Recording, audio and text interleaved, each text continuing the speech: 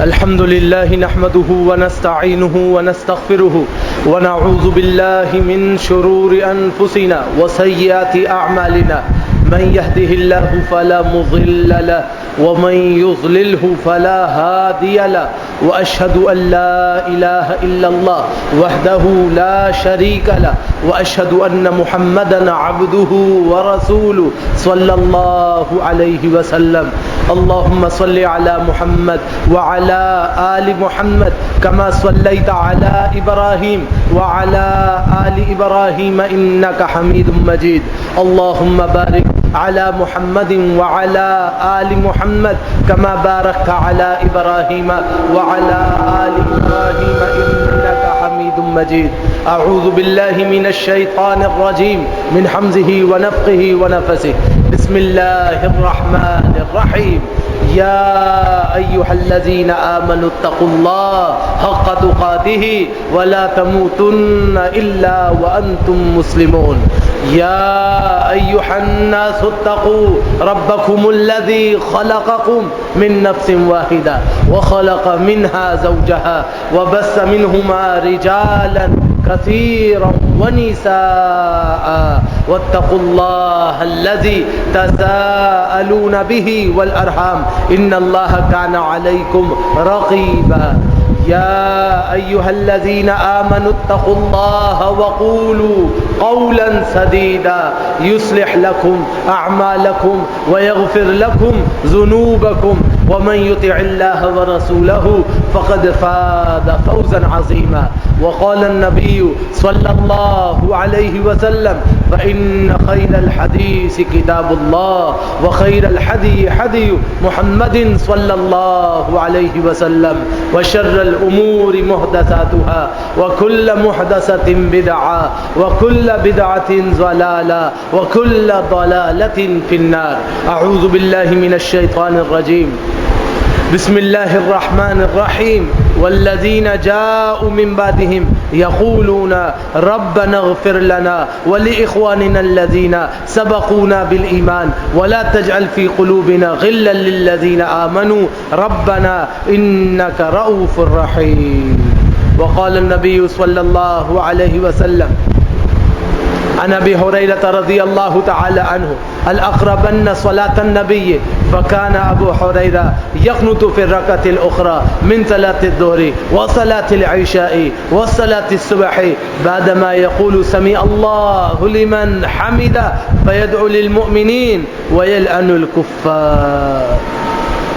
أما بعد، انتہائی مختصر سی حمد اور ثنا کے بعد اللہ کے پیارے نبی جناب محمد الرسول اللہ صلی اللہ علیہ وسلم نے اہل ایمان کے لیے ایک مسئلہ سمجھایا ہے کہ اہل ایمان ہمیشہ دعائے خیر کرتے رہتے ہیں، اللہ رب العالمین سے بھلائی مانگتے رہتے ہیں، اللہ رب العالمین سے خیر کے تقاضا کرتے رہتے ہیں. یہ اللہ سے بار بار دعا کا کرنا اور اللہ سے بار بار فریاد رسی کا کرنا یہ ایمان کے بنیادی تقاضوں میں سے ایک تقاضا ہے.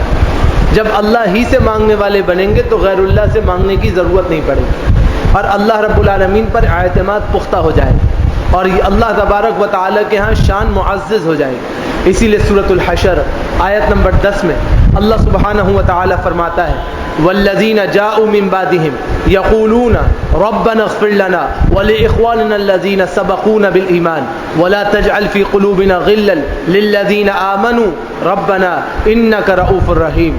اے اللہ کے نبی علیہ الصلوۃ والسلام ان سب کو بتا دیجئے اور ان کے لیے جو ان کے بعد آئیں گے اور وہ یوں کہیں گے اے ہمارے رب ہمیں بخش دیجئے اور ہمارے ان بھائیوں کو بھی بخش دیجئے جو ہم سے پہلے ایمان لا چکے ہیں اور ان ایمانداروں کی طرف سے ہمارے دلوں میں کوئی کینہ پیدا نہ فرمائیے، کوئی دشمناگی پیدا نہ فرمائیے.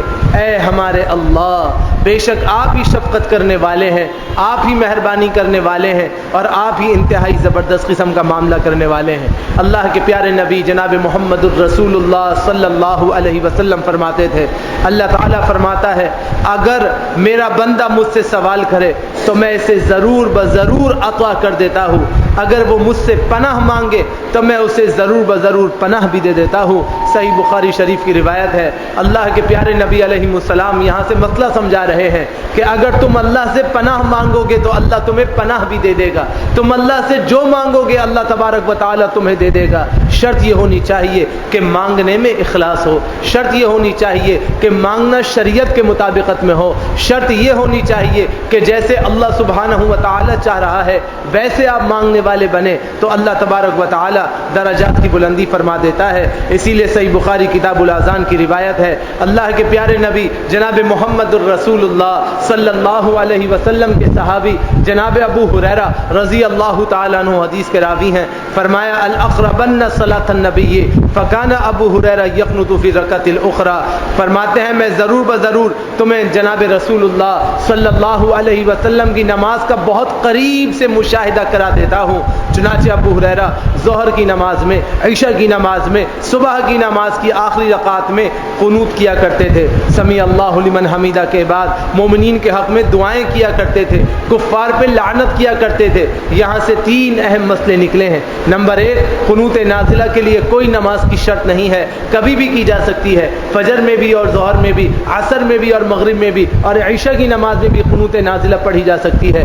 دوسرا مسئلہ نکلا کہ جب مسلمان کسی سے اللہ تبارک و تعالیٰ کے لیے مدد طلب کریں تو پھر ایک موٹو صاف ہونا چاہیے اور ایک انسان کے پاس مقصد واضح ہونا چاہیے۔ جب مسلمان دعا کرتے ہیں تو مومنین کے حق میں دعا کرتے ہیں، کفار کے برخلاف دعائیں کرتے ہیں، تو آپ کی دعا کا محور یہ ہونا چاہیے کہ مسلمانوں کے حقوق پہ غضب نہ ہو، مسلمانوں کے حقوق پہ ڈاکہ ڈالنا نہ ہو، اپنی دنیاوی منفعت کے خاطر اپنی آخرت کو تباہ کرنے کا زاویہ نہ ہو۔ مسلمانوں کے لیے اللہ رب العالمین سے نصرت طلب کرنا اور کفار پہ لعن طعن کرنا یہ ایمان کا بنیادی جزو ہے اور ایمان کا بنیادی سلسلہ ہے۔ تیسرا مسئلہ جو ثابت ہوا وہ یہ کہ جب دشمن مسلمانوں کو چاروں طرف سے گھیر رہے ہوں تو مسلمانوں کی شان یہ ہونی چاہیے کہ اپنے مسلمان بھائیوں کی نصرت کے لیے، ان کی مدد کے لیے، ان کی معاونت کے لیے، ان کا ساتھ دینے کے لیے دام میں در میں سخنے کوششیں کریں۔ اور یہ ساری محنت صرف پیسوں سے نہیں ہوتی، یہ ساری چیزیں صرف وقت لگانے سے نہیں ہوتی، اصل جس کے ہاتھ میں ساری طاقت ہے اس سے رجوع کرنے میں سارے کام ہوتے ہیں، وہ اللہ ہے۔ اللہ سے رجوع کرنا، اللہ سے دعا کرنا، اللہ کے آگے جھکنا، اللہ سے فریاد رسی کرنا، اللہ کے آگے سر بسجود ہو جانا، اللہ تبارک و تعالی سے اپنی فریاد رسی کا سے کرنا اور اللہ تبارک و تعالی سے دعاؤں کا طلب کرنا، یہ اصل ایک نوعیت ہے جسے اللہ سبحانہ و تعالی طلب فرماتا ہے۔ لہذا جب بندہ اللہ تبارک و تعالی کے آگے سربت سجود ہو جائے اور اللہ سے دعاؤں کا طالب ہو جائے تو پھر اللہ تبارک و تعالی بگڑیوں کو بھی سنوار دیتا ہے اور اللہ تبارک و تعالی شان معززہ بھی فرما دیتا ہے۔ دیکھیے یہ ہماری بڑی نالائقی ہے کہ ہم اللہ سے دعا نہیں کرتے، ہم اللہ کا ذکر نہیں کرتے۔ یہاں سے ایک مسئلہ اور سمجھ لیجئے، نماز کے بعد جو آپ اذکار پڑھتے ہیں یہ دعا ہی کا حصہ ہے۔ مسئلہ یہ ہے کہ نماز کے بعد ہاتھ اٹھا کے کرو یا بغیر ہاتھ اٹھائے کرو، اس کے اندر کوئی مسئلہ نہیں ہے۔ آپ ہاتھ اٹھا کے کریں اور یہ اذکار پڑھیں یا بغیر ہاتھ اٹھائے کریں اور یہ اذکار پڑھیں، شریعت میں جس طرح ذکر ہے وہ یہ کہ اللہ کے پیارے نبی جناب محمد الرسول اللہ صلی اللہ علیہ وسلم ہر نماز کے بعد دعا کیا کرتے تھے، ہاتھوں کو اٹھانا ثابت نہیں ہے۔ لہٰذا اذکار پڑھیے، دعائیں پڑھیے، یہ دعائیں پڑھنا اہم ہے، اس کے اندر اللہ سے نصرت مانگی جاتی ہے، اس میں اللہ سے مدد طلب کی جاتی ہے، یہ ذکر اللہ کرنا خیر کا کام ہے۔ ایک اعتراض کیا جاتا ہے کہ سلفی حضرات، اہل حدیث طبقہ فقر کے لوگ یہ دعا نہیں کرتے، یہ دعا کے منکر ہیں۔ ایسی کوئی نوعیت نہیں ہے، کوئی دعا کا منکر نہیں ہے، ہم سب سے زیادہ اللہ کے حضور دعائیں کرنے والے ہیں، ہر فرض نماز کے بعد اذکار پڑھنے والے ہیں، ہر صبح شام کی دعاؤں کا اہتمام کرنے والے ہیں۔ وضع کی جب اللہ کے نبی نے دعائیں فرمائی ہیں سب سے زیادہ ان کا اہتمام کرنے والے ہیں۔ جہاں ہاتھ اٹھانے کا ذکر ہے وہاں ہاتھ اٹھا کے دعا کرتے ہیں، جہاں ہاتھ اٹھانے کا ذکر نہیں ہے وہاں دعا کرتے ہیں، ہاتھوں کو نہیں اٹھاتے ہیں لیکن دعا تو کرتے ہیں۔ تو ایمان والوں کو چاہیے کہ دعاؤں کا اہتمام کریں۔ دعا رسم نہیں ہے کہ ہاتھوں کو اٹھایا اور رسم ادا کی، دعا اصل میں اللہ سے طلب کرنے کا نام ہے، اللہ سے مانگنے کا نام ہے، اللہ سے کے آگے گڑگڑانے کا نام ہے۔ جب انسان اللہ تبارک و تعالی سے گڑگڑانے والا بنے گا اور اللہ تبارک و تعالیٰ کے آگے سربہ سجود ہونے والا بنے گا تو یقیناً اللہ تبارک و تعالیٰ کے ہاں اس کے لیے ایمان کی حرارت بڑھ جائے گی اور اسے وہ ثمرہ حاصل ہوگا جس کے لیے وہ دعا کر رہا ہے. وہ ثمرہ کیا ہے؟ سورۃ الاعراف آیت نمبر 94 میں ذکر ہے وَلَوْ أَنَّ أَهْلَ الْقُرَىٰ آمَنُوا وَاتَّقَوْا لَفَتَحْنَا عَلَيْهِمْ بَرَكَاتٍ مِّنَ السَّمَاءِ وَالْأَرْضِ وَلَٰكِن كَذَّبُوا فَأَخَذْنَاهُمْ بِمَا كَانُوا يَكْسِبُونَ. اللہ کہتا ہے ہم کسی قوم کو اپنی مرضی سے گرفتار نہیں کرتے، ان کی معیشت کو تنگ نہیں کرتے، ان کی مصائب کو کھڑا نہیں کرتے، ان کے امن کو خود نہیں چھینتے، ان کے اوپر اپنی مرضی سے کوئی دباؤ نہیں ڈالتے. یہ سب ان کے اپنے کرتوت ہیں جو ان کو بھگتنے پڑتے ہیں. یہ سب ان کی اپنی وجوہات ہیں جس کی وجہ سے ان کی معیشت خراب ہوتی ہے، ان کا معاش خراب ہوتا ہے، ان کی دنیا خراب ہوتی ہے، ان کے دماغ پہ اثرات پڑتے ہیں، ان کا دل بجھ جاتا ہے، ان کی زبان گندی ہو جاتی ہے. سب کے قصوروار یہ ہیں. ہم نے تھوڑی کچھ کیا ہے، ہم تو ایک اصول بتا رہے ہیں، تم آج بھی اصلاح پکڑ لو، ہم تمہارے لیے اصلاح کے دروازے کھول دیں گے. اللہ فرماتا ہے سورہ اعراف آیت نمبر 94 ورس نمبر 94 فرمایا وَلَوْ أَنَّ أَهْلَ الْقُرَىٰ، اگر بستی والے آمنو ایمان لے آئیں، اگر قوم والے سیدھا سیدھا ایمان لے آئیں، ایمان لانے کے بعد وَاتَّقَوْا اللہ سے ڈرنے والے بن جائیں، جیسے اللہ کہتا ہے ویسے ڈرنے والے بن جائیں، لَفَتَحْنَا عَلَيْهِمْ بَرَكَاتٍ مِّنَ السَّمَاءِ اللہ کہتا ہے ہم آسمان سے برکات کے سارے دروازے ان کے لیے کھول دیں گے. کوئی برکت کو روک نہیں سکے گا، کوئی برکات کو ٹوک نہیں سکے گا. آپ کے شہر میں کتنے بڑے بڑے departmental stores, chains of stores ایسے ہیں کہ جب کھلے تھے تو برابر ایک چھوٹا سا ٹھیلا تھا اور ایک چھوٹا سا ٹھیا تھا، ایک چھوٹی سی دکان تھی. جب اللہ رب العالمین نوازنے پہ آتا ہے تو نوازتا جاتا ہے، نوازتا جاتا ہے، نوازتا جاتا ہے. اور جب لوگ آزمائش میں آتے ہیں تو اس کے برابر میں بیٹھا ہوا شخص صبح دکان کھولتا ہے، اس سے پہلے رات بند کرتا ہے، اس کے بعد پورا دن خالی بیٹھا رہتا ہے. تو یہ اللہ رب العالمین کی دین ہے، یہ اللہ کی عطا ہے. اس کا مطلب یہ نہیں ہے کہ کسی نے اس پہ سفلی کر دی ہے، کسی نے اس پہ جادو کر دیا ہے. ہماری قوم کا مزاج یہ بن گیا ہے کہ ہم بات میں اس طرف جاتے ہیں کہ کسی نے سفلی کر دی، کسی نے جادو کر دیا، کسی نے یہ کر دیا. ابے اللہ کے بندو، جو اللہ اسے نوازنے والا ہے وہی تمہیں بھی نوازنے والا ہے. وہ اللہ سے مانگ رہا ہے، تم بھی اللہ سے مانگو، اللہ اس سے بھی زیادہ تمہیں عطا کرے گا اور اللہ تبارک و تعالی اس سے بھی بڑھا چڑھا کر کے تمہیں دے گا. اللہ نے اسلوب بتا دیا، ایمان لانے کے بعد تقوی اختیار کرو. جو ایمان لانے کے بعد تقوی اختیار کرے گا، اللہ کہتا ہے ان 2 شرائط کی بنا پر میں رزق کی فراوانیاں کھول دوں گا اور ساری کی ساری برکات اور ثمرات اتار دوں گا. مجھے میرے ایک شیخ تھے، وہ اپنے ایک استاد کا تذکرہ سنایا کرتے تھے. واللہ العجیب، وہ اب دنیا میں نہیں ہیں، اللہ ان کی مغفرت فرمائے، ان کے درجات کو بلند فرمائے. وہ فرماتے تھے کہ میں مدرسے کی ذمہ داریاں اپنے کندھوں پہ اٹھانے کا ذوق رکھتا ہوں اور مدرسے کے طلباء جو رہائشی ہیں ان کا کھانا میں اپنی اہلیہ سے گزارش کرتا ہوں، وہ شوق سے پکاتی ہیں کہ بچوں کی خدمت ہم اپنے ذمے لیتے ہیں اور وہ کھانا ہم اپنے ذمے میں لیتے ہیں، ہم پکاتے ہیں. کہا کہ میں اور میری اہلیہ مل کے بچوں کے لیے کھانا پکاتے ہیں. میری اہلیہ اتنے سارے بچوں کے لیے اکیلے روٹی پکا کے فراہم کرتی ہیں. میں نے اپنے استاد صاحب سے دریافت کیا کہ پھر تو آپ کے استاد صاحب ہر وقت اسی کام میں مصروف رہتے ہوں گے. انہوں نے کہا وہ چوٹی کے محدث تھے، بہت بڑے عالم تھے. وہ کہتے تھے کب کام شروع ہوتا ہے اور کب کام ختم ہوتا ہے پتہ ہی نہیں چلتا. اور ہم نے یہ کام اس لیے شروع کیا کہ اللہ راضی ہو جائے. اور اللہ نے ہمارے مال میں برکت اس طرح دی کہ جو ہمیں پیسے ملتے ہیں وہ پورے کے پورے ایسے کے ایسے رکھے رہتے ہیں، ہمارے پیسے ہی خرچ نہیں ہوتے. اللہ ہمیں شاہانہ زندگی گزروا رہا ہے لیکن ہمارے پیسے خرچ نہیں ہوتے. آپ اس کا مطلب کیا سمجھتے ہیں؟ ہم اس کا مطلب یہ سمجھتے ہیں کیونکہ ہم ناقص العقل لوگ ہیں، ہم ایمان سے عاری لوگ ہیں، ہم یہ سمجھتے ہیں شاید وہ مدرسے کے کھانے کو کھاتے ہوں گے اور مدرسے کے نام پہ فنڈنگ اپیلز کرتے ہوں گے اور لوگوں کے آگے جھولیاں پھیلاتے ہوں گے. نہیں میرے بھائی، جب اللہ رب العالمین برکت کا ذمہ اپنے ہاتھ میں لیتا ہے تو ایک دانے میں اتنی برکت ڈالتا ہے، اتنی برکت ڈالتا ہے کہ اس کے اندر برکات کے فوارے پھوٹ پڑتے ہیں. اس کی چھوٹی سی دلیل دیکھ لیجئے. اللہ کے پیارے نبی جناب محمد الرسول اللہ صلی اللہ علیہ وسلم نے فرمایا قیامت سے پہلے قحط سالی ہوگی، اتنی قحط سالی ہوگی کہ سب کا سب ختم ہو جائے گا. ایک بیل کا سر لوگ لے کر آئیں گے اور اس کے بدلے میں بہت کچھ دینا چاہیں گے. کوئی بیل کا سر بھی دینے کے لیے تیار نہیں ہوگا، جبکہ عربوں میں اس سری کی کوئی حیثیت نہیں ہے. وہ اس سری کو لے کر آئے گا کہ یہ میرے پاس ہے، لوگ اس کے بدلے میں اس کو بھر بھر کے دینا شروع کریں گے. اس قدر قحط سالی کا عالم ہوگا. اور جب مال کی فراوانی ہوگی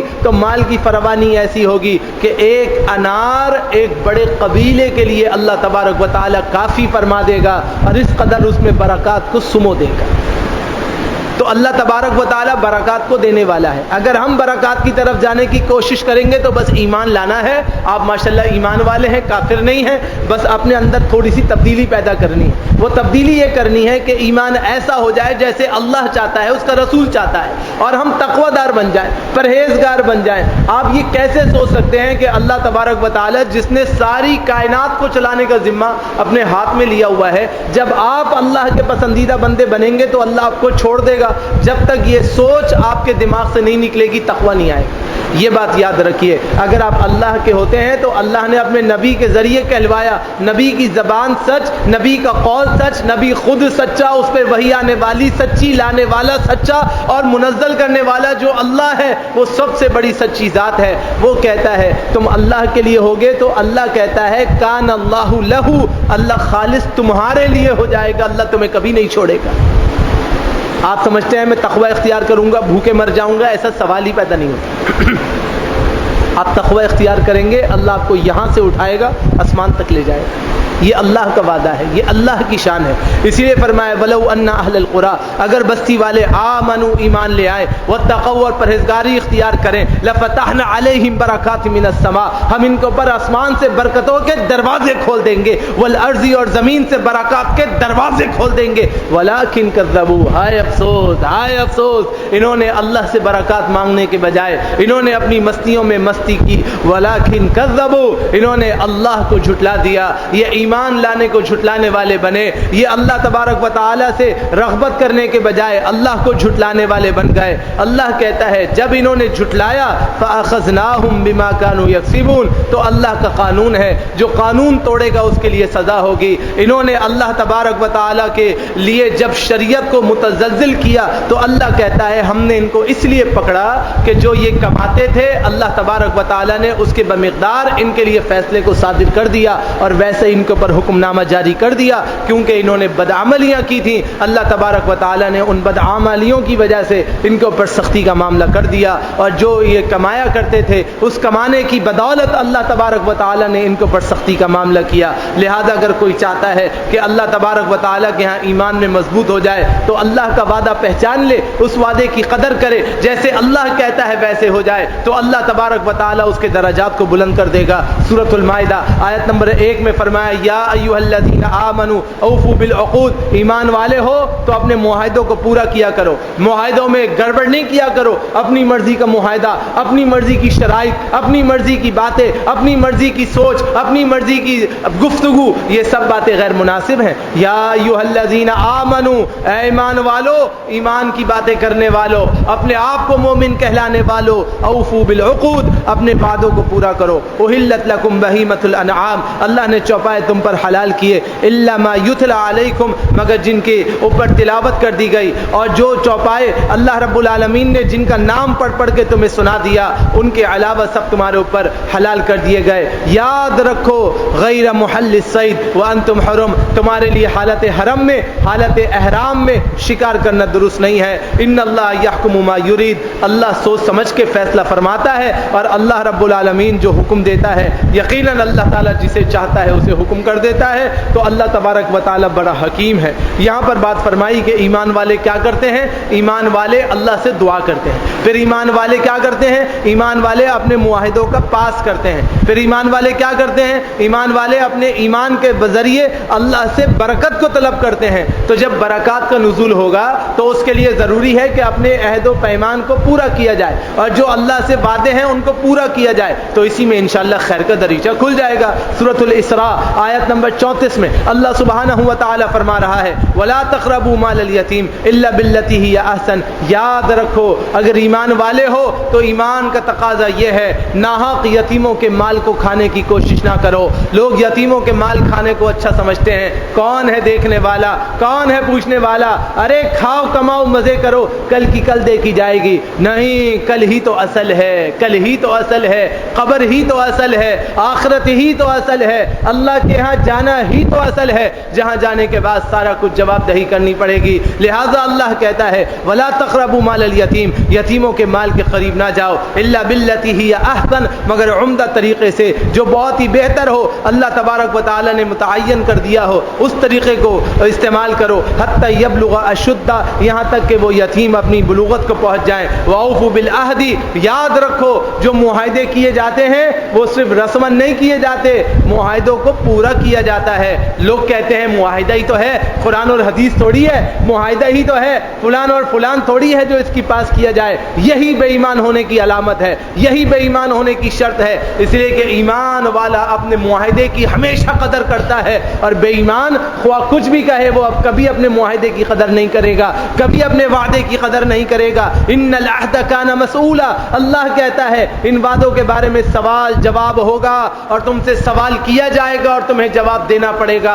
اللہ تبارک و تعالی ان تمام معاہدوں سے متعلق سوال کرے گا۔ اسی لیے سورۃ الحجرات آیت نمبر 6، 7، 8 میں اللہ سبحانہ و تعالی فرما رہا ہے یا ایھا الذین آمنوا ان جاءکم فاسق بنبأ فتبینوا، اے ایمان والو جب کوئی ایسا آدمی تمہارے پاس خبر لے کر آئے جو ذرا اچھا آدمی نہیں ہے، فسق و فجور میں مبتلا شخص ہے، تو تمہارا کام کیا ہے؟ فتبینوا، تم چھان پھٹک کیا کرو، معلومات لیا کرو، اچھی طرح گہرائی میں جا کر پوچھا کرو، تحقیق کیا کرو۔ مومن ہمیشہ محقق ہوتا ہے اور تحقیق کرنے والا ہوتا ہے تاکہ اس کے ساتھ کوئی خرابی نہ ہو۔ آج آنکھیں بند کر کے پیچھے لگا جاتا ہے، فلاں شیخ اچھا ہے، فلاں حضرت جی اچھے ہیں، فلاں صاحب اچھے ہیں، وہ بھلا غلط کیسے کر سکتے ہیں؟ وہ بہت زیادہ غلط کر رہے ہوں، لیکن ہماری آنکھوں پہ پٹی بن جاتی ہے کیونکہ ہم پوچھنے کی زحمت نہیں کرتے، تحقیق کی زحمت نہیں کرتے۔ فلاں صاحب اچھا کام کر رہے ہیں، بس انہی کے پیچھے چلتے ہیں۔ پتہ چلا فلاں صاحب، فلاں شخص، فلاں صاحب فلاں وجہ میں گرفتار ہو گئے اور فلاں وجہ کے اندر مبتلا ہو گئے، اور ان کی وجہ سے دوسرا شخص بھی اسی معاملے میں مبتلا ہو گیا۔ لہذا اس کام سے بچیے، خدا را اپنی آنکھوں سے اینک اتاریے، یہ جو اندھی اینک ہم نے اپنی آنکھوں پہ لگا لی ہے اس کو اتاریے، تحقیق کیجئے، معلومات کیجئے، تحقیق کیجئے، اور اس کے بعد جو آپ نے کام کرنا ہے آپ کرتے چلے جائیے۔ ان تصیبوا قوما بجہالہ، ایسا نہ ہو کہ تم انجانی میں کسی قوم پر حملہ کر بیٹھو، فتصبحوا علی ما فعلتم نادمین، پھر تم افسوس کرنے والے بن جاؤ کہ ہائے افسوس یہ تم نے کیا کیا، کیونکہ بغیر تحقیق کے اعتماد کیا۔ تو یہ بغیر تحقیق کے اعتماد کرنا یہ اتنا بڑا نقصان دہ بنتا ہے کہ انسان کے لیے بہت بڑے مسائل کھڑا کر دیتا ہے۔ وَاعْلَمُوا أَنَّ فِيكُمْ رَسُولَ اللَّهِ، جان لو تم میں اللہ کے رسول ہیں، ان کے احکام ہیں۔ لَوْ يُطِيعُكُمْ فِي كَثِيرٍ مِّنَ الْأَمْرِ لَعَنِتُّمْ وَلَكِنَّ اللَّهَ حَبَّبَ إِلَيْكُمُ الْإِيمَانَ وَزَيَّنَهُ فِي قُلُوبِكُمْ وَكَرَّهَ إِلَيْكُمُ الْكُفْرَ وَالْفُسُوقَ وَالْعِصْيَانَ أُولَٰئِكَ هُمُ الرَّاشِدُونَ۔ اللہ تبارک و تعالی ارشاد فرما رہا ہے اگر وہ بہت سے امور میں وہ رسول تمہاری اطاعت کرتے تو تم مشکل میں پڑ جاؤ گے، لیکن اللہ تعالیٰ نے ایمان کو تمہارے لیے محبوب بنایا اور اسے تمہارے دلوں میں زینت دے رکھی ہے، اور کفر، گناہ اور نافرمانی کو تمہاری نگاہوں میں ناپسندیدہ بنا دیا ہے۔ یہی لوگ ہیں جو راہ یافتہ کو پانے والے ہیں اور صحیح راستے پر چلنے والے ہیں، اور یہی وہ لوگ ہیں جو کامیاب اور کامران ہونے والے ہیں۔ اللہ تبارک و تعالی ان کے لیے درجات کو بلند کرنے والا ہے۔ فضلا من اللہ ونعمہ واللہ علیم حکیم، یہ اللہ کی طرف سے احسان والے، انعام والے اور اللہ کی طرف سے دانا اور باحکمت لوگ ہیں کہ اللہ رب العالمین کی طرف سے حکمت کا نزول ان پر ہو رہا ہے۔ یہاں سے اشارہ مل گیا کہ ایمان والے ہمیشہ کیا کریں گے؟ گناہوں سے بچیں گے، فاسق فاجر کی باتوں پر اعتماد کرنے سے بچیں گے، اپنے آپ کو بچانے والے بنیں گے، تحقیق کریں گے۔ باتیں تو ہر ایک کی سن لیں گے مگر آنکھ بند کر کے یقین اس وقت تک نہیں کریں گے جب تک کہ تحقیق نہ ہو، جب تک کہ معلومات نہ ہو۔ کتنے ہی حضرات ہمارے علم میں ایسے ہیں پہلے ایک بات کو غلط کہتے تھے، پھر حالات بدل گئے، واقعات بدل گئے اور لوگوں کی سوچ بدل گئی اور ان کی تحقیق بھی بدل گئی، اور پورے کے پورے اب نوعیت یہ ہے کہ وہ خود بھی بدل گئے۔ جو چیز پہلے انتہائی غیر مناسب تھی اب وہ مناسب ہو گئی۔ عمدہ اور شستہ الفاظ میں یہی کہہ سکتا ہوں اور اللہ سے دعا کر سکتا ہوں یا اللہ انہیں بھی ہدایت نصیب فرما، ہمیں بھی ہدایت نصیب فرما۔ اللہ تبارک و تعالی ارشاد فرما رہا ہے کہ ایمان والوں کی شان یہ ہے، سورۃ التوبہ آیت نمبر 71 ہے، والمؤمنون والمؤمنات بعضهم اولیاء بعض یأمرون بالمعروف وینہون عن المنکر ویقیمون الصلاة ویؤتون الزکاة ویطیعون اللہ ورسولہ اولئک سیرحمهم اللہ ان اللہ عزیز حکیم۔ اللہ غالب اور حکمت والا ہے، اللہ بہت رحم کرنے والا ہے۔ کن لوگوں پر؟ ان ایمان والے مردوں پر، ان ایمان والی عورتوں پر جو ایک دوسرے کا ساتھ دیتے ہیں، ایک دوسرے کی دوستی کو نبھاتے ہیں، ایک دوسرے کا ساتھ دینے والے بن جاتے ہیں۔ ساتھ دینے کی علامت کیا ہے؟ ہمیشہ نیکی کا حکم کرتے ہیں، برائیوں سے روکتے ہیں، نمازوں کو قائم کرتے ہیں، زکاتوں کو ادا کرتے ہیں، اللہ کی تابعداری کرتے ہیں، پھر اس کے رسول کی تابعداری کرتے ہیں۔ یہی وہ لوگ ہیں ان قریب اللہ کی رحمتوں میں داخل ہوں گے۔ یہی وہ لوگ ہیں کہ جو پائیں گے کہ اللہ غالب ہے، یہی وہ لوگ ہیں جو پائیں گے کہ اللہ حکمت والا ہے۔ جب اللہ کے راستے میں چلیں گے، نیکی کی بات کہیں گے، برائی سے روکیں گے، لوگوں کے طعنے سنیں گے، لوگوں کی باتیں سنیں گے، راہ راست میں اللہ کے راستوں میں ان کے لیے رکاوٹوں کو کھڑا کیا جائے گا، ہر زاویے پر، ہر کونے پر، ہر کنارے پر ان کو موڑنے کی کوشش کی جائے گی۔ یہ تنہا اللہ پر اعتماد کرتے ہوئے اللہ کے کلام کو لیے، اس کی شریعت کو لیے آگے بڑھیں گے۔ یہ پیچھے مڑ کے دیکھنے والے جب نہیں بنیں گے، وَلَا يَخَافُونَ لَوْمَةَ لَائِمٍ، ملامت کرنے والوں کی ملامتوں کی فکر نہیں کریں گے، اپنے رب کو راضی کرنے کے لیے چلیں گے، اپنے رب کو راضی کرنے کے لیے چلیں گے۔ تو نوعیت یہ ہوگی، اللہ کہتا ہے ہم ان کو آرڈر کریں گے لوگوں کو اچھائی کا حکم کرو، یہ لوگوں کو اچھائی کا حکم کریں گے۔ ہم انہیں کہیں گے برائیوں سے رکنے والے اور دوسروں کو روکنے والے بن جاؤ، یہ برائی سے رکنے اور روکنے والے بنیں گے۔ پھر ہم ان کو آرڈر کریں گے کہ نمازوں کی اقامت کے ساتھ پابندی کرنے والے بن جاؤ، یہ نمازوں کی پابندی کریں گے، اللہ اور اس کے رسول کی تابعداری کریں گے، تو یاد رکھو اللہ ان پر ایسا رحم کرے گا، ایسا رحم کرے گا، کیونکہ اللہ نے کہا ہے کہ میں ان کے اوپر رحم کروں گا۔ اللہ غالب اور حکمت والا ہے، پھر ساری کائنات والے مل کے بھی ان کے مقابلے پہ آ جائے کچھ نہیں ہو سکتا، اس لیے کہ اللہ غلبہ پانے والا ہے اور اللہ غالب ہے، وہ غلبہ عنایت فرمائے گا اور وہ خود اپنی سرپرستی فرمائے گا، تو پھر انسان کیسے ناکام اور ناتمام ہو سکتا ہے۔ اسی لیے اللہ کے پیارے نبی جناب محمد الرسول اللہ صلی اللہ علیہ وسلم صحیح مسلم کے اندر حدیث ارشاد فرما رہے ہیں، جناب عبداللہ ابن مسعود رضی اللہ تعالی عنہ حدیث کے راوی ہیں، فرمایا ما من نبی بعثہ اللہ فی امت قبلی الا كان له من امته حواريون واصحاب ياخذون بسنته ويقتدون بعمره ثم انها تخلف من بعدهم خلوف يقولون ما لا يفعلون ويفعلون ما لا يؤمرون فمن جاهدهم بيده فهو مؤمن ومن جاهدهم بلسانه فهو مؤمن ومن جاهدهم بقلبه فهو مؤمن وليس وراء ذلك من الايمان حبة خردل۔ فرمایا کہ مجھ سے پہلے اللہ تبارک و تعالی نے جتنے بھی انبیاء بھیجے ان کی امتوں میں ان کے خاص معاونین ہوتے تھے، مددگار ہوتے تھے، جو ان نبی کے طریقے پر گامزن رہتے اور ان کا حکم مانتے۔ پھر ان کے بعد نالائق لوگ آتے گئے جو کہتے تھے اس پر خود عمل نہیں کرتے تھے، ایسے کام کرتے تھے جس کا انہیں حکم نہیں دیا گیا تھا۔ جس نے ایسے لوگوں کو ہاتھ سے روکا وہ مومن ہے، جس نے ان کو زبان سے روکا وہ مومن ہے، جس نے ان کو دل سے برا جانا وہ مومن ہے۔ اس کے بعد رائی کے دانے کے برابر بھی ایمان نہیں بچتا۔ ایک آدمی غلط کر رہا ہے، آپ کا کام ہے اسے روکیے، آپ کا کام ہے اپنی زبان سے روکیے، ہاتھ سے نہیں روک سکتے، زبان سے نہیں روک سکتے، دل میں تو برا جانیے۔ اگر آپ دل سے بھی برا نہیں جان رہے ہیں تو یاد رکھیے پھر رائی کے دانے کے برابر بھی ایمان باقی نہیں بچتا، پھر ایمان سے باہر ہو جاتا ہے شخص اور ایمان سے بالکل نکل جاتا ہے۔ اگر آپ چاہتے ہیں آپ کا ایمان بچا رہے، آپ چاہتے ہیں آپ کا ایمان میں ذرا سی بھی کوئی نقطے کے برابر بھی ایک طاقت رہے، تو اس کے لیے ضروری یہ ہے کہ آپ شریعت کی پاسداری کریں، اپنے ایمان کو بچانے کی کوشش کریں۔ جب آپ ایمان کو بچانے کی کوشش کریں گے تو انشاءاللہ الرحمن خیر کا دریچہ اترے گا اور خیر کے دریچے نازل ہوں گے۔ اللہ سے دعا کرتا ہوں رب ذوالجلال ہمیں اپنے ایمان کی محافظت کرنے کی توفیق نصیب فرمائے، اور جس طرح شریعت نے مقرر کیا ہے اسی طریقے پہ چلتے ہوئے اپنی عاقبت کو بہتر بنانے کی توفیق نصیب فرمائے۔ اقول قولی ھذا استغفر اللہ لی ولکم ولسائر المسلمین۔ الحمد لله نحمده ونستعينه ونستغفره ونعوذ بالله من شرور أنفسنا وسيئات أعمالنا من يهده الله فلا مضل له ومن يضلله فلا هادي له وأشهد أن لا إله إلا الله وحده لا شريك له وأشهد أن محمدا عبده ورسوله صلى الله عليه وسلم اللهم لا مانع لما أعطيت ولا معطي لما منعت ولا ينفع ذا الجد منك الجد اللهم ربنا آتنا في الدنيا حسنة وفي الآخرة حسنة وقنا عذاب النار قال النبي صلى الله عليه وسلم تسحروا فإن في السحور بركة۔ اما بعد، مختصر سی حمد اور ثنا کے بعد رمضان کی آمد ہے انشاءاللہ الرحمن، 2-3 دن باقی ہیں اور اب رمضان کی آمد ہے انشاءاللہ۔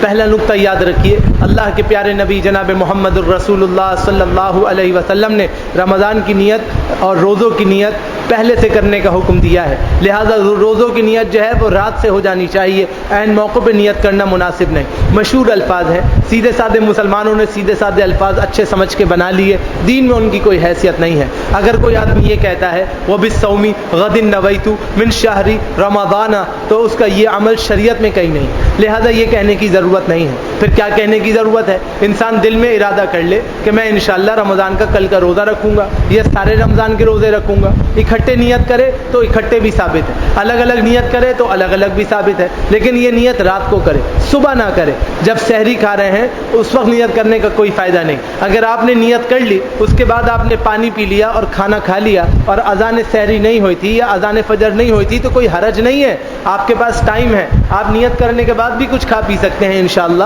اس میں کوئی حرج نہیں۔ لہذا رمضان کے روزے کی نیت پہلے سے کیجئے، یہی شریعہ کا حکم ہے، یہی اللہ کا دستور ہے، رسول اللہ صلی اللہ علیہ وسلم کے فرامین کی روشنی میں حکم یہی ہے۔ دوسری نوعیت یہ ہے کہ سحری کھانے کی کوشش کیجیے، بھلے ایک لقمہ کھائیے، ایک کھجور کھائیے، تھوڑی سی چیز کھائیے مگر کھائیے۔ فرمایا تسحروا فإن فی السحور برکہ، تم سحری کھایا کرو، اللہ تبارک و تعالی نے اس میں برکت رکھی ہے۔ ہمارے ہاں مسئلہ یہ ہے کہ تاجر برادری جو ہے دکانیں دیر سے بند کرتی ہے، اب تو لاک ڈاؤن چل رہا ہے اور اللہ ہی کو پتہ ہے کہ کیا معاملہ ہوگا اور کیسے ہوگا۔ بہرحال لوگ جلدی دکانیں بند نہیں کرتے، اور اگر بند کر بھی دیتے ہیں تو رات بھر جاگتے رہتے ہیں اور جلدی کھانے کا اہتمام نہیں کرتے۔ جب جلدی کھانے کا اہتمام نہیں کرتے تو 2 بجے 2:30 بجے 3 بجے کھانا کھاتے ہیں، پھر کہتے ہیں کہ اب تو سحری میں کھانے کی گنجائش ہی نہیں رہی۔ تو کوشش کریں اس کو تھوڑا سا یا تو اور تاخیر پہ لے جائیں یا اپنا کھانا اتنے پہلے کھائیں کہ آپ کو سحری میں کچھ کھانے کی توفیق ہو۔ روزے بڑے ہیں تاکہ روزوں میں آپ میں حشاشیت اور بشاشیت رہے۔ شریعت یہ کہتی ہے کہ ایسا روزہ نہیں چاہیے کہ روزہ رکھا اور مردار ہو گئے۔ بہت معذرت کے ساتھ مجھے یہ لفظ کہنا پڑا، شریعت کہتی ہے ایسا روزہ نہیں چاہیے کہ روزہ رکھا اور مردار ہو گئے۔ مردار کیسے ہو گئے؟ اللہ کے پیارے نبی جناب محمد الرسول اللہ صلی اللہ علیہ وسلم کی صحیح حدیث ہے، صحیح بخاری کے اندر، صحیح مسلم میں، آپ سفر میں تھے، آپ نے فرمایا کہ جو روزے سے ہے وہ روزہ چھوڑ دے۔ ایک دفعہ فرمایا، پھر دوسری مرتبہ فرمایا، پھر فرمایا جس میں طاقت ہے وہ رکھ لے اور جو چھوڑ دے وہ افضل ہے۔ کچھ لوگوں نے روزہ افطار کیا، کچھ لوگ ایسے تھے جنہوں نے روزہ افطار نہیں کیا۔ تھوڑی دیر بعد دیکھا کہ ایک شخص کے اوپر رش لگا ہوا ہے اور چاروں طرف سے لوگوں نے اس کو گھیرا ہوا ہے اور اس کے اوپر کپڑے سے سایہ کیا ہوا ہے۔ لوگوں سے پوچھا کہ بھائی یہ کیا ہو رہا ہے؟ فرمایا کہ یہ آدمی روزے سے تھا اور یہ روزے کے عالم میں بے ہوش ہو گیا، اس نے روزہ افطار نہیں کیا۔ اللہ کے پیارے نبی جناب محمد الرسول اللہ صلی اللہ علیہ وسلم نے اسے انتہائی غیر مناسب سمجھا ہے اور اس سے انتہائی غیر مناسب بات فرمائی۔ لہذا اس بات کو سمجھنے کی ضرورت ہے کہ جیسے شریعت کہتی ہے اس چیز میں امن ہے، اس چیز میں خیر ہے، تو سحری کھانے کی کوشش کیجئے۔ ضروری نہیں ہے کہ سحری میں بھی سارے کے سارے لوازمات ہوں، آپ سحری کھائیے، مختصر کھائیے مگر کھائیے ضرور، اور کوشش کیجئے کہ سحری کھانے کے بعد آپ میں اتنی طاقت ہو کہ آپ فجر کی نماز میں تو جائیں۔ ہمارے یہاں مسئلہ یہ ہے تو سحری نہیں کھاتے، سحری کھاتے ہیں تو فجر کی نماز میں نہیں جاتے۔ مسجد قریب ہے، کہتے ہیں نماز ہی تو پڑھنی ہے، گھر میں پڑھ لیتے ہیں، نماز گھر میں پڑھی اور سو گئے، کیا فائدہ ہوا ایسے روزے کا؟ آپ کو روزہ کمانا ہے تقوی کے لیے، تقوی آئے گا اللہ کی مرضی کے مطابق۔ آپ روزہ رکھتے ہیں اللہ کے لیے، کرتے اپنی مرضی ہیں اور کہتے ہیں کہ ہم تو اپنی مرضی سے اللہ کو خوش کریں گے، ایسا نہیں ہو سکتا میرے بھائی۔ جو رول اور ریگولیشنز اللہ نے بنائے ہیں اسی کو فالو اپ کرنے کی ضرورت ہے۔ لہذا سحری کھائیے، سحری میں برکت ہے، اور پھر نماز کے لیے مسجد چلے جائیے، نماز پڑھ کے آئیے، پھر آپ نے سونا ہے تو آپ سو جائیے، جو آپ نے کرنا ہے وہ آپ کیجئے، شریعہ نے اس میں کوئی ممانعت نہیں رکھی ہے۔ یہ بات یاد رکھیے کہ جو آدمی روزے میں قبیح باتوں سے نہیں بچتا، گناہ سے نہیں بچتا، خرابیوں سے نہیں بچتا، اللہ کے نبی علیہ السلام فرماتے ہیں لن یدع اللہ طعام ولا شراب، اللہ کو کوئی پرواہ نہیں ہے کہ وہ کھانے پینے سے رکا رہے، اللہ رب العالمین اس کے روزے کو قبول نہیں فرمائے گا۔ آپ نے سحری کھائی، آپ نے نماز پڑھی، آپ سوشل میڈیا پہ بیٹھ گئے، آپ گانے دیکھ رہے ہیں، فلمیں دیکھ رہے ہیں، ڈرامے دیکھ رہے ہیں، وضع کی الٹی سیدھی غیبتیں دیکھ رہے ہیں، لوگوں کی الٹی سیدھی باتیں سن رہے ہیں، اور آپ کہتے ہیں میں روزے سے ہوں۔ روزہ تو کھا گئی یہ سب کی سب چیزیں، لہذا ان چیزوں سے بچیے، ان چیزوں سے اجتناب کیجئے، جیسے اللہ کہتا ہے ویسے کیجئے۔ آپ کو نیند آ رہی ہے تو سو جائیے، نہیں سونا ہے تو قرآن کریم موجود ہے، قرآن کریم پڑھنے کی کوشش کیجئے تاکہ روزہ کی گرمی کم ہو اور سکون پیدا ہو، روحانیت کو سکون ملے۔ آپ کو یہ سب کچھ اس لیے نہیں ہوتا ہے کہ ہم پورے 11 مہینے اس کے اوپر عمل پیرا نہیں ہیں، ہم تلاوت ہی نہیں کرتے جاتے. اس لیے جب رمضان میں ہم تلاوت کے لیے قرآن کریم کھولتے ہیں تو پھر ہمیں آنکھیں بھی دکھتی ہیں, دماغ بھی دکھتا ہے, ٹانگیں بھی دکھتی ہیں, زبان بھی تھکتی ہے اور الفاظ بھی پڑھے نہیں جاتے. اس لیے کہ قرآن تو آتا ہے مگر 11 مہینے قرآن کو دیکھا ہی نہیں,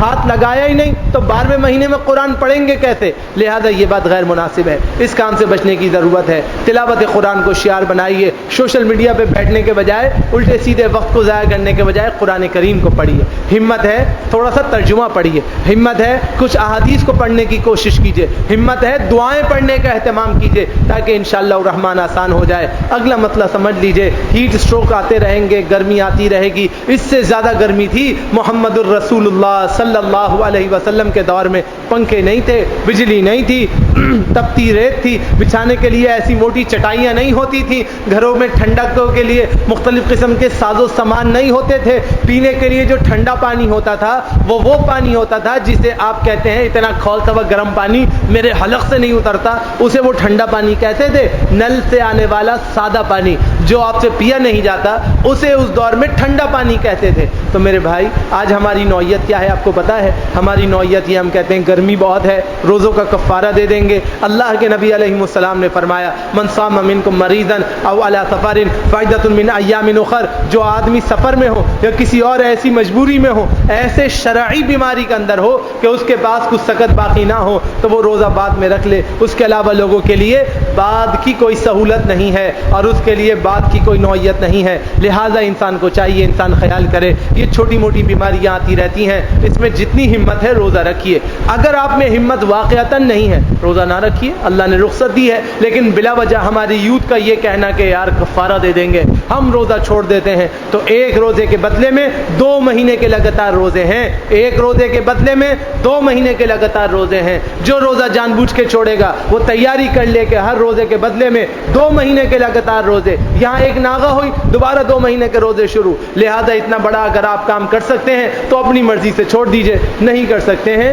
تو اللہ سے مدد مانگیے. آپ روزہ رکھ کے, ہمت رکھ کے, نماز پڑھ کے, دعا کر کے تو دیکھیے, پھر دیکھیے اللہ اس بڑے دن کو چھوٹا کیسے کرتا ہے اور اللہ آسانی کیسے کرتا ہے. ایک نقطے کی بات کہہ کے بات ختم کرتا ہوں, وقت ختم ہو رہا ہے. آپ نے سنا ہے نا 100 آدمیوں کا قاتل تھا, 100 آدمیوں کو قتل کیا. جس نے ایک کو قتل کیا اس نے پوری امت کو قتل کیا. حکم یہ ہے, یہاں رسول اللہ فرما رہے ہیں اس نے 100 آدمیوں کو قتل کیا تھا. پھر جب اللہ نے رجوع کا احساس پیدا کیا, چلا تھا اس زمین کی طرف, زمین بہت بڑی باقی تھی, لیکن اللہ نے اس کے جذبے کو دیکھ کے اس کو سکیڑ دیا اور نیکیوں کا راستہ طویل کر دیا, برائیوں کا راستہ چھوٹا کر دیا.